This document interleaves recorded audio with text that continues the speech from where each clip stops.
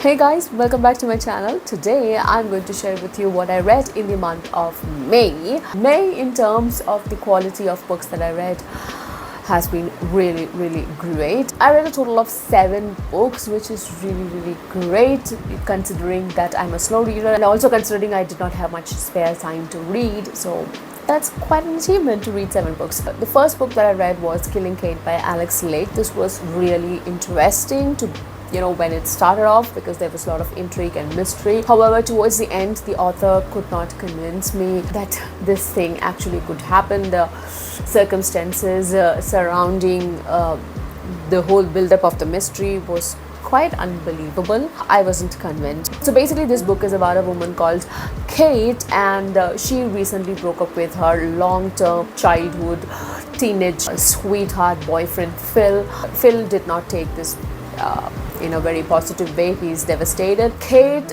goes on a trip with her girlfriends to Italy or Greece, somewhere, and then they just to take a break from the whole breakup situation and to keep a distance from Phil, because he has not definitely taken this breakup that well. Over there, she meets a guy and somehow ends up in his hotel room. She strikes up a conversation with this guy, and they realize that they are kind of living in the same neighborhood, etc., and they start dating once back home in London. That's when she realizes that there are some murders happening in her town, and most of the girls look exactly like her. Even her friends point that out to her, and then she goes to this extreme measure of changing her look, coloring her hair and all that. But then a woman gets killed with her new hair color. So then she is definitely convinced that somebody is playing with her, and she's really terrified, and she moves in back with her parents and all that. But definitely she's getting stalked. She knows that somebody is following her and all that, and that's how the whole mystery begins. I definitely like the premise, but somehow the fact of lookalikes getting killed, I felt that was kind of a push.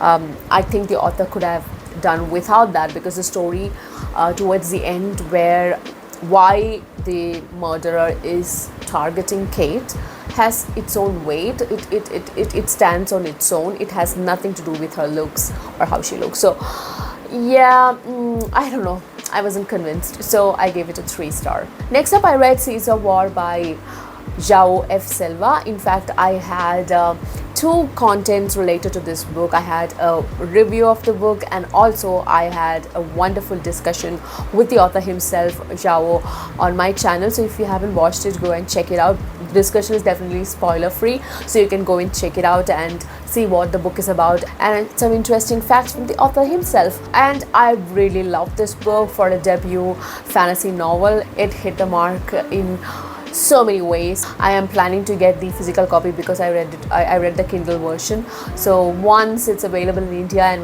much more affordable than it is now, I will definitely buy a physical copy, and I cannot wait for the next book in this series. I hope it's very soon. So that's Seeds of War by João F. Silva. The next book that I read is The Accident by C.L. Taylor. Now this was an interesting book. It started off so well, so promising, so intriguing. It's about a woman called Sue. Her daughter recently tried to commit suicide by jumping in front of a bus, but she is in a coma right now. Her daughter's name is Charlotte. Sue wants to find out what pushed her daughter to commit this awful thing. Sounds interesting, right? That's exactly what I thought when I started off. So first quarter of the book was so engaging, so amazing, but as and when the story progresses, Sue does some things that were so annoying and so not justifiable sometimes, and sometimes she was acting crazy. The writing was clunky, and the archetypal villain was so unbearable at times. And I was listening to the audio, so the narrator was trying to be exactly like the archetype of this very irritating, arrogant villain, and that was kind of annoying me. I gave it a 3-star because the author really was successful in getting me into the book, but failed in holding my attention or holding my intrigue and giving me a satisfying ending to the whole book. Next up, I read a book from the same author, C.L. Taylor, called Strangers. Now, literally, the book is about three strangers who have, nothing in common with each other, and how their lives come together and get intertwined in a very twisty way, and how they interact with each other as the incidents in this series of events unfold. The first one of these characters is Alice. She is recently divorced and basically cheated upon by her ex-husband, and she is living a single life now in her middle ages. She is in her 40s right now, and she is thinking of getting back to dating, and she basically finds a date on Tinder, and she goes on this date but ends up getting assaulted by the date, who was super drunk and super creepy, and she escapes from there and runs away. While running away, she drops her purse, and a good Samaritan called Simon finds her purse and finds her and gives the purse back to her and hands back the purse to her, and later on sends flowers to her, and maybe that's the beginning of a romantic relationship, right?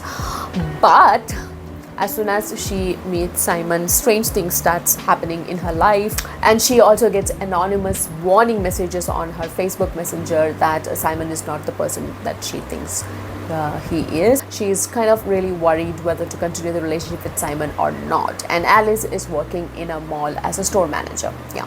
Now, in the same mall, we also get to see our second character, which is Gareth, and Gareth is a security guard in the same mall. He lives with his mother, who is 80 years old or 70 years old or something, and she has dementia, and she starts getting postcards, very strange, weird postcards, which seems to be sent from her husband, who abandoned them long time ago, and if he is alive, he should be 80 years old or something. So Gareth is determined to find out the mystery behind that, who is sending these postcards. Then the third character is Ursula. Now Ursula basically goes to this store where Alice is working, and she cannot hold back from stealing, shoplifting. Basically, she's a kleptomaniac, but that doesn't happen from any malice, but it's a coping mechanism from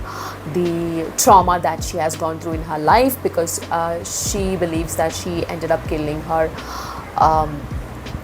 lover, and that trauma stays with her, and she copes with that by being a kleptomaniac. So you see, right, these are completely different three characters, and how some events that happen brings them all together. Oh, I forgot to mention, so Ursula, because of her habit of stealing, she gets kicked out from her current apartment that she shared with her best friend, and so she has no place to go. But in the last minute, she finds a place to stay, and her landlord Ed shares the house with her, and she accepts the offer because she has nowhere else to go. But the problem is that the landlord Ed is very creepy, weird, and sneaks into her room when she's not there, or when she's asleep in her room, going through her drawers. So that's kind of scary and creepy.